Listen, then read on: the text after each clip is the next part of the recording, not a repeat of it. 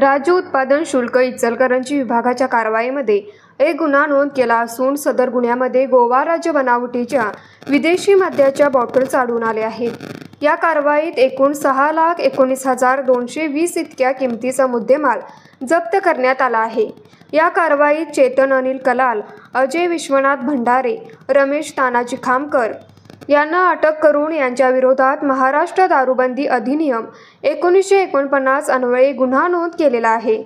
सदरची कारवाई आयुक्त राज्य उत्पादन शुल्क मुंबई विजय सूर्यवंशी, संचालक राज्य उत्पादन शुल्क कोल्हापूर प्रसाद सुर्वे, अधीक्षक राज्य उत्पादन शुल्क कोल्हापूर स्नेहलता नरवणे, उपअधीक्षक राज्य उत्पादन शुल्क कोल्हापूर युवराज शिंदे यांच्या मार्गदर्शनाखाली एस कोळी, एस.वाय. इनामदार, एस हिंगे, अजित बोंगाळे, सुभाष कोले, वैभव शिंदे, मुकेश माळगे, सिद्धांत शेटे, आदित्य कोळी यांनी सहभाग घेतला।